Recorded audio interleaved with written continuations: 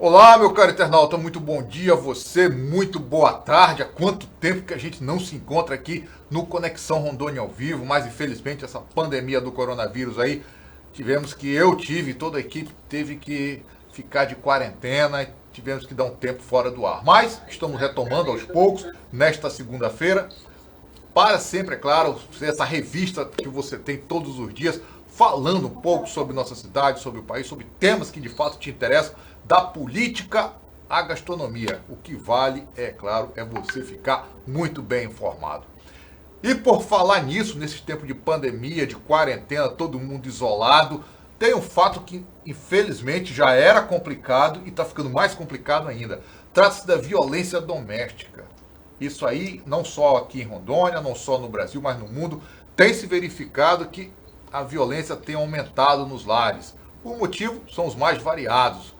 Talvez casais que não tinham aquele tempo antes para ficar juntos, estão tendo muito tempo e não estão sabendo como aproveitar de uma forma saudável essa temporada que o coronavírus, infelizmente, nos forçou a fazer. Tá certo? E para falar sobre esse assunto, eu estou com alguém que entende muito, que trabalha com essa questão diariamente. É a promotora Tânia Santiago. Ela trabalha justamente com a violência contra a mulher e a violência doméstica em si. Ela veio aqui conosco, está todo mundo online devido a esse período de quarentena, mas vamos conversar um pouco, vai explicar um pouco como é que está esse cenário aqui em Rondônia, as dificuldades, como a mulher pode enfrentar isso, como as crianças, os idosos, todo mundo está sendo vítima disso tudo, e como o agressor também deve se portar, o que ele pode fazer muitas vezes para largar esse negócio de violência de lado. Tá bom? Vamos conversar com ela então? Doutora Tânia Santiago, muito bem-vinda ao Conexão Rondônia ao Vivo.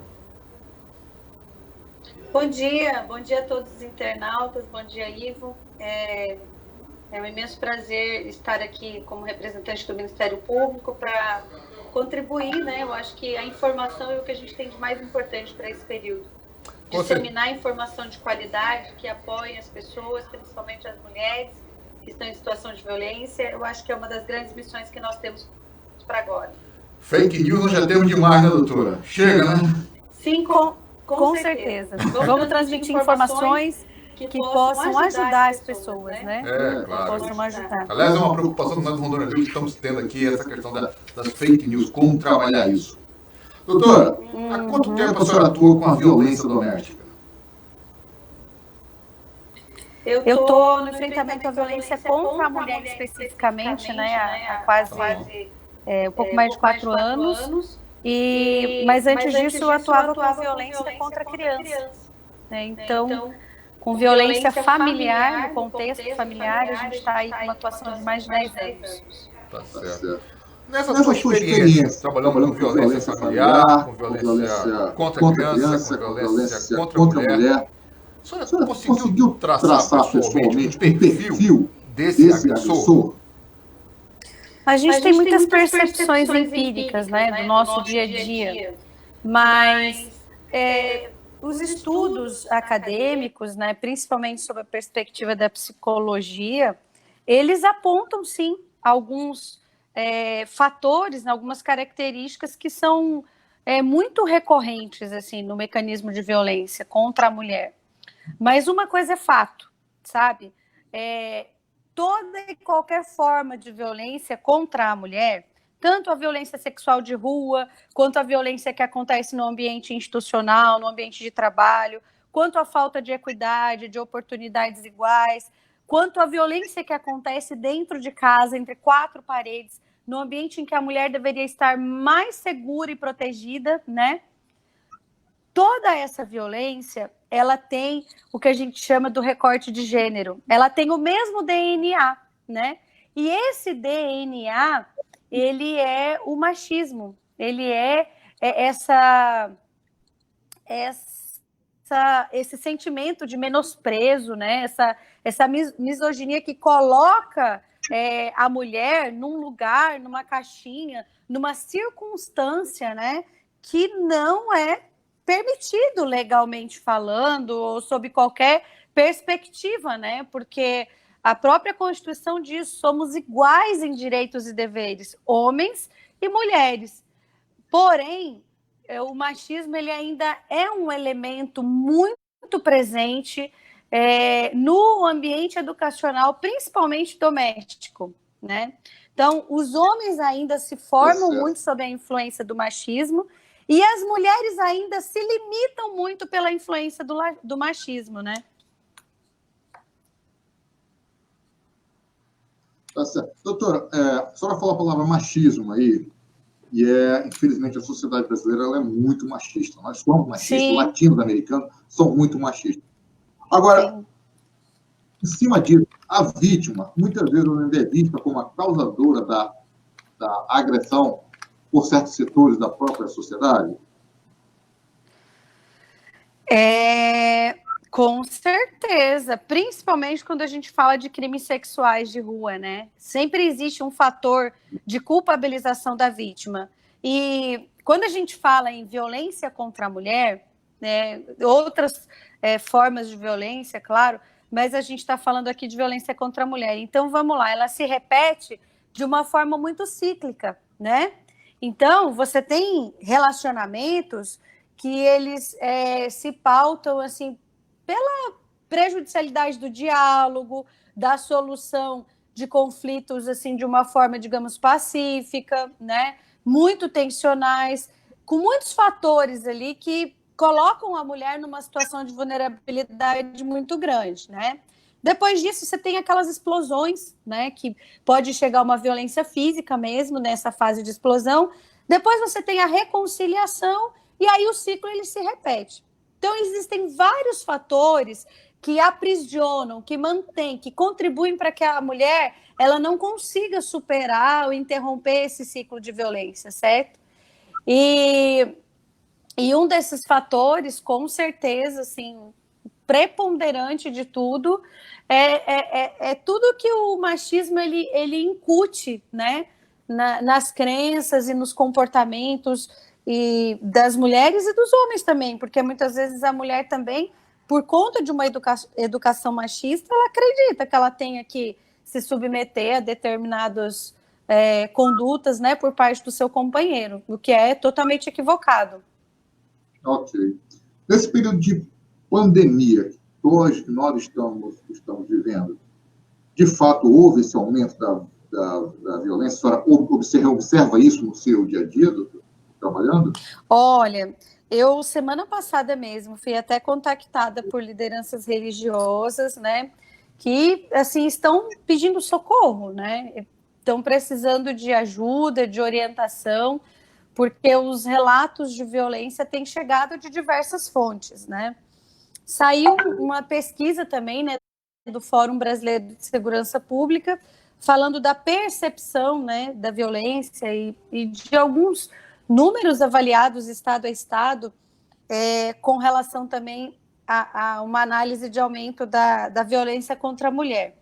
Mas num cenário como esse, é extremamente difícil você mensurar se aumentou, se não aumentou, né? Porque às vezes tem estados que estão com o mecanismo de denúncia, de informação da mulher mais acessíveis à ponta, a quem realmente precisa. Às vezes tem estados que ainda estão numa fase de organização, mas assim, o pronunciamento, né, até do representante da ONU semana passada, foi no sentido de que, de fato, assim, nesse período de pandemia, estamos experimentando, sim, um aumento da violência contra a mulher, porque a maior parte da violência que afeta a mulher e a criança, né, é o ambiente doméstico. Então, se você analisar que nós temos fortemente presentes 4 fatores que colocam, que trazem a mulher para uma situação de risco maior para a prática de feminicídio, por exemplo, com certeza as mulheres estão mais submetidas à violência, né? Essa violência só não está sendo denunciada. Então, se você for analisar registros, estatísticas, pelo menos aqui em Rondônia, a queda é brusca, né? Medida protetiva de urgência, por exemplo, abril do ano passado, a gente teve 508 pedidos.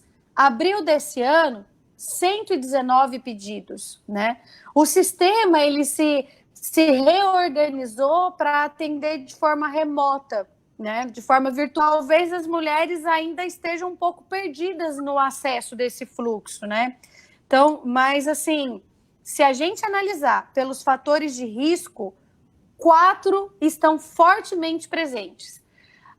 O controle, né, do agressor sobre a mulher, que é maior, o isolamento dessa mulher, porque muitas mulheres hoje estão sem contato nenhum com família, com amigos, né? E a questão do aumento do desemprego, né, que é um fenômeno de massa, e a questão também do aumento de consumo de bebida alcoólica e de outras drogas, né? Semana passada, conversando, né, a título aí investigativo com representante aí de uma distribuição de bebida alcoólica para o Estado, a gente teve uma confirmação de um aumento aí nas vendas de 10% a 15%. Então, há também alguns contatos com distribuidoras pequenas, eles relatam que têm experimentado esse aumento aí na venda de álcool, né? Então, se as pessoas estão confinadas, se todos aqueles problemas relacionais estão sendo expostos assim, de forma muito intensa, com certeza a gente está tendo um aumento na prática da violência, né? Porque os mecanismos relacionais são os mesmos, eles não se modificaram nesse período, né? Mas, assim, paralelo a isso também, nesse momento da violência, eu acho que esse momento ele está expondo a situação de muitas famílias. Não é uma violência que começou agora por causa da pandemia. Sim, com certeza. Você só tem fatores que intensificam o que já existia, entende? Então, relacionamentos que não tinham a violência presente como forma de solução de alguma desavença, de alguma frustração, de algum conflito ali, né, dificilmente vai surgir violência agora. Vai ter desafio? Vai. Mas as pessoas vão se reinventar, vão dar formas de reequilibrar essa relação, entende? Eu acredito muito nisso. Agora, onde já tinha o fator desrespeito à mulher, o fator violência, mesmo que só verbal, presente, isso só vai se intensificar. Dificilmente, né, com o aumento dos fatores de risco, o casal vai promover ali uma autoconciliação, a mulher vai conseguir, nesse contexto agora, superar essa violência. Doutora, a violência contra a mulher, eu digo a violência doméstica em si, ela escolhe classe social ou ela acontece em todas as classes? Acontece em todas as classes, né? Se a gente for verificar dossiês vários, inúmeros que a gente tem, inclusive de pesquisas nos meios universitários, você pode observar que assim, digamos, no berço do país, né, em universidades como o USP, como o PUC, né, outras assim de São Paulo, a gente tem um relatório do Instituto Avon, tá na internet, tem vídeos no YouTube, e que você verifica que a percepção da violência pelas mulheres ela é a mesma. Aliás, a ocorrência, né, da violência, a percepção que às vezes muda um pouco, mas a prática da violência contra a mulher, tanto a violência, como a gente chama de rua, quanto a violência doméstica, ela é a mesma. O que acontece é que a gente vê uma resistência muito grande de denúncia dessa violência, né, de exposição desse mecanismo de violência nas classes média, média alta, classe alta, né? E às vezes em classes mais baixas, a mulher está numa situação de vulnerabilidade maior. Às vezes, não é uma regra, porque tem muitas mulheres que estão em classe média, classe alta, que têm vários fatores de vulnerabilidade presentes em sua vida, entendeu? Então, é claro que as mulheres de classes mais baixas são em número maior e têm frequentemente fatores de vulnerabilidade mais presentes, né? Doutora Tânia, na sua opinião, a Lei Maria da Penha tem cumprido o papel dela? Eu acredito muito no poder de proteção da mulher e de responsabilização penal, civil, da Lei Maria da Penha para o ofensor, né? Eu acho que a gente já teve muitas conquistas, né? Hoje as mulheres conhecem muito mais sobre seus direitos, sobre o direito, parece mentira, né? Mas você ter que disseminar a informação de que a mulher tem o direito de viver uma vida livre de violência no seu lar, então, assim, a Lei Maria da Penha, ela trouxe muitos avanços com relação a isso, porque foi através dessa lei que a gente teve a criação de vários serviços especializados, entende? Os juizados de violência contra a mulher, que tem uma atuação muito importante nesse enfrentamento e na proteção da mulher, as promotorias especializadas, as delegacias especializadas, né? Os serviços psicossociais de referência dos municípios que são especializados. Então, tudo isso é um ganho da Lei Maria da Penha. Agora, a gente ainda tem que avançar muito, e para esse avanço, a gente precisa não só de um melhor aparelhamento do que eu acho que está faltando muito é uma resposta em tempo curto para qualquer denúncia de violência que a mulher venha fazer, entende? Acho que a polícia tem que ter mais capacidade operacional, o Ministério Público, o Judiciário, né? Todas essas instituições têm investido, mas ainda a gente precisa de mais investimento para que a gente tenha uma resposta num tempo mais curto possível, entende? Mas nós já avançamos muito, com certeza, e temos muito ainda a avançar, né? Justamente a próxima pergunta seria a seguinte: a gente vê muitos casos, até manchetes aqui no site, enfim, a nível nacional, daquela mulher que sofre violência em casa, denuncia o marido, ou o companheiro, o namorado, ele é notificado, vai ao delegado, volta, enfim, fica aquele ciclo, acaba aquelas medidas para ele manter uma distância dela, ele volta e mata. Como mudar isso? Então, a gente tem um estudo, né? Está aumentando aqui em Rondônia. No passado, a gente também deu uma analisada. O estudo que eu vou te falar está no mapa do raio-x do feminicídio no estado de São Paulo, né? E a gente observou isso também nos casos aqui de Rondônia. A maioria dos crimes de feminicídio, eles são praticados contra mulheres que ainda não estão no sistema. Ou seja, mulheres que ainda não denunciaram a violência. Que ainda não denunciaram e não tem medida protetiva de urgência, não estão em acompanhamento, certo? Então, a gente precisa, muitas vezes a mulher, ela vive o ciclo da violência, mas ela não tem percepção de que ela está vivendo o ciclo da violência, ou muitas vezes ela não encontrou ainda o apoio necessário para ela denunciar e interromper aquele ciclo. Outras vezes, a gente se depara com situações que a mulher já fez o registro de ocorrência policial, ela já denunciou, mas ela ainda está vivendo a repetição do ciclo. Os fatores que levam uma mulher a viver a repetição do ciclo são múltiplos, são vários, né? Eles vão desde a dependência psicológica, dependência econômica, falta de apoio, tanto da rede social, comunitária, familiar dela, quanto da rede estatal, entende? E aí, quando eu falo em resposta eficaz por parte do Estado, o fator tempo é extremamente importante, né? Então, a gente teve, do ano passado para cá, um acréscimo aí de um serviço especializado que tem feito muita diferença para evitar feminicídios, que é a polícia militar, né, através das patrulhas, do núcleo de monitoramento das medidas, né, porque o que o ofensor, principalmente, precisa perceber é que se a mulher denunciar, se ela pedir medida, se ela procurar ajuda, ela não está só. Ela tem uma rede de apoio, ela tem com quem contar e ele vai ter que ser responsabilizado pelas violências praticadas, sabe?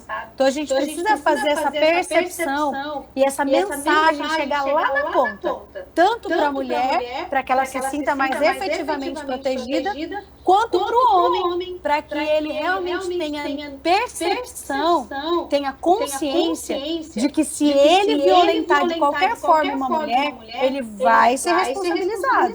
Ele pode ser preso, ele pode receber vários tipos de pena, inclusive indenizá-la moralmente por todo esse sofrimento, né, que ela sofre, tá? Agora, dentro desse contexto todo, o Estado ele não está lá na ponta no dia a dia da vida da mulher, entende? E não vai estar o tempo todo. Por isso que foi muito enfatizado pelo representante da ONU no discurso que ele deu semana passada, que um dos grandes investimentos, principalmente para esse momento de pandemia, mas não só, são as redes sociais, comunitárias, né, de apoio à mulher.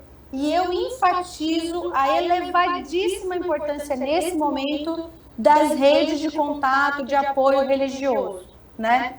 Porque muitas mulheres, elas estão dentro de uma comunidade religiosa, elas estão lá num grupo de WhatsApp, elas estão em acompanhamento hoje de cultos online, virtuais, com o seu líder religioso. Então, a gente precisa fazer com que essas informações da rede de denúncia, da rede de proteção, chegue até essas pontas, né? Para que ela seja disseminada a toda e qualquer mulher, né? Porque às vezes a mulher diretamente não tem acesso ao WhatsApp, à internet, para procurar essa informação, esse atendimento. Porém, alguém próximo, alguém dessa rede tem. E pode intermediar isso, e pode ajudar nisso, entende? Ok.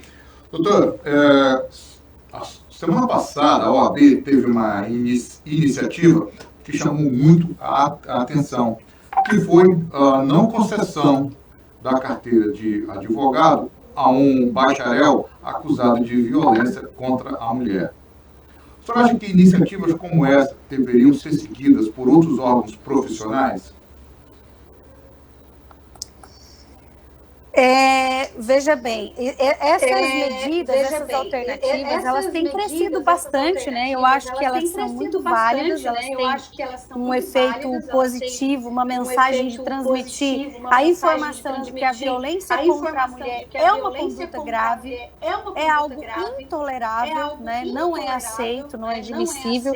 Evidentemente que um profissional como um advogado, ele tem que ter uma conduta altamente ilibada, né? Assim como vários outros cargos de ingresso aí no serviço público. Entretanto, uma reflexão que a gente tem feito, né, na verdade, não existe um martelo batido, sabe? Não existe uma opinião que eu acho que seja completamente inflexível nem para um lado nem para o outro. Mas uma reflexão que a gente tem feito não nesse caso especificamente, mas no caso, por exemplo, da exoneração dos cargos de comissão, né, que tem um número maior, né? Porque em situações como de inscrição na ordem, você está falando de uma profissão que está diretamente relacionada a uma atividade jurídica, a pessoa conhece o ordenamento jurídico, enfim, pressupõe-se que ela tem um nível, né, de formação, de influência um pouco elevado. Mas falando no nível macro, tá? Para todo e qualquer cargo, porque daí essas proibições, elas se estenderam, né?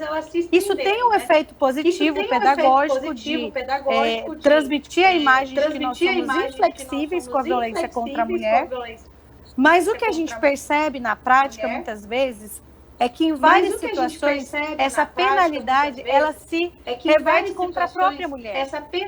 Porque a gente já se deparou no dia a dia com situações em que a mulher, por exemplo, ela já conseguiu se separar, ela está reorganizando a vida dela, mas ela depende do pagamento de pensão alimentícia por parte daquele homem, né?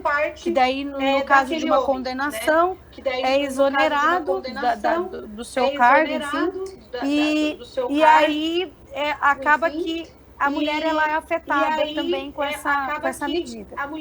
Então, assim, o que a gente tem percebido é que pegar a mesma medida e aplicar para toda e qualquer situação, cargo, função, enfim, de forma linear, talvez em algum momento possa produzir alguma situação que afete a própria mulher nesse processo de reconstrução, entende? E nem sempre também a mulher ela se separa do ofensor. Muitas vezes ela mantém ali a união estável, ou o namoro, ou o casamento, né?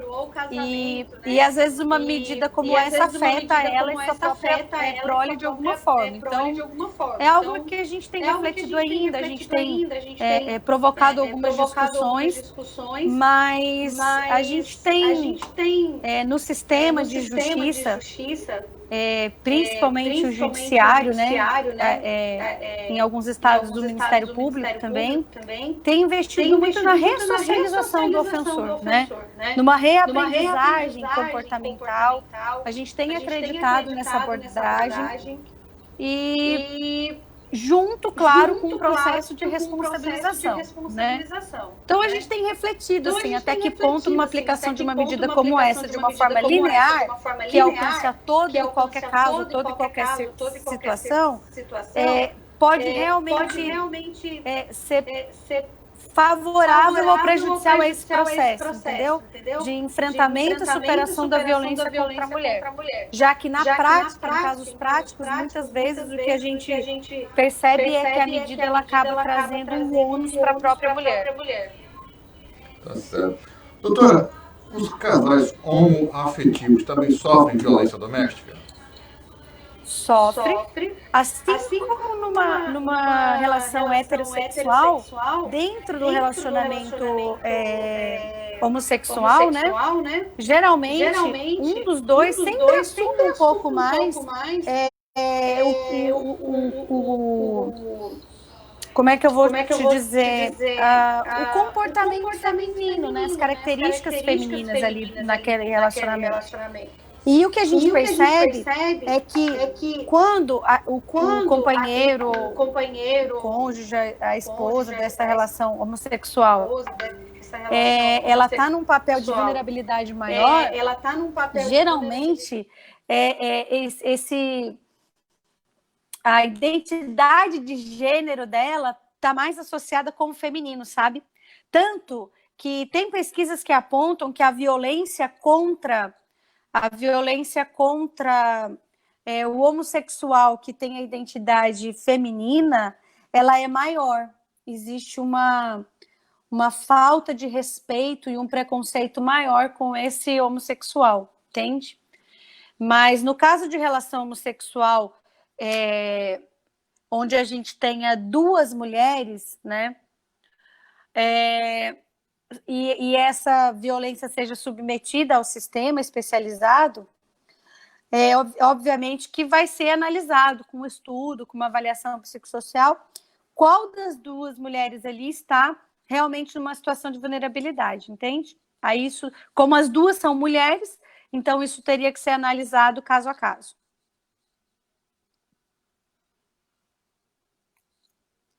Em Rondônia, em Porto Velho, mais especificamente, nós temos uma casa de passagem, uma mulher vítima de violência, um abrigo onde ela possa ficar? A gente tem a casa de abrigamento para mulheres que estão em situação de risco. Obviamente que a gente não é um serviço cuja localização, até cuja existência seja tão amplamente divulgado, mas a porta de entrada sempre é a polícia, né? E a polícia encaminha para o serviço de referência que faz, então, o acolhimento da mulher.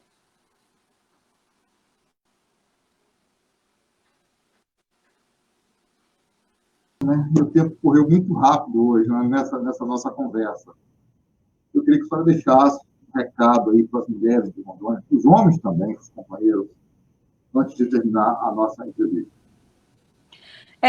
O que eu peço, Ivan, encarecidamente, né, é que todos e todas estejam extremamente atentos nesse período, né, às pessoas que são mais próximas, aos seus familiares, às suas vizinhas, né, e que promovam uma escuta, né, atenta, né, para saber, para identificar se não está ocorrendo de violência. Se tiver, procure ajuda. O Ministério Público, através da promotoria especializada, a OAB, através da Comissão da Mulher, Defensoria Pública, através do Núcleo de Atendimento à Mulher, Juizado de Violência Doméstica, o CREAS Mulher, que fica ao lado da maternidade. Todas essas instituições estão oferecendo algum tipo de apoio, algum tipo de serviço, né? A gente tem a delegacia virtual também. A DEAN está divulgando um WhatsApp que a doutora Lucilene tem assim, ficado à disposição 24 horas para orientar, para encaminhar denúncia, pedido de medida protetiva de urgência. Então, assim, são vários canais que estão sendo divulgados, né? Então, que as pessoas, elas não se contentem nesse momento em permanecer em isolamento social, que elas também sejam proativas, porque mesmo que remotamente, mesmo que à distância, nós continuamos sendo responsáveis umas pelas outras, uns pelos outros, e podemos ainda oferecer o nosso apoio, a nossa ajuda a quem está em situação de violência, de desespero, nesse momento, né, de necessidade. Então, que a gente continue com esse compromisso, né, que é social também, é cristão, é pessoal, é profissional, enfim, né, para que a gente possa alcançar o maior número de mulheres possível, porque não está chegando ao sistema os gritos de socorro dessas mulheres. Então, nós precisamos de intermediários. Tá certo. Doutora, nós do Rondônia ao Vivo agradecemos muito a sua participação, nos colocamos desde já à disposição da senhora, no que precisar. Afinal de contas, essa luta não tem que ser só de uma promotora ou de alguns órgãos, mas da própria sociedade, para evitar que mulheres continuem morrendo como se mata mosquito aqui. Infelizmente, essa é a realidade do Brasil. Tá, doutora? Muito obrigado mesmo. Eu que agradeço o seu interesse, o seu compromisso e deixo aqui o pedido de público. Se puder divulgar de alguma forma aí os canais de atendimento, a gente agradece muito. Com certeza. Estamos à disposição de vocês. Ok, doutora? Muito obrigado. Bom dia.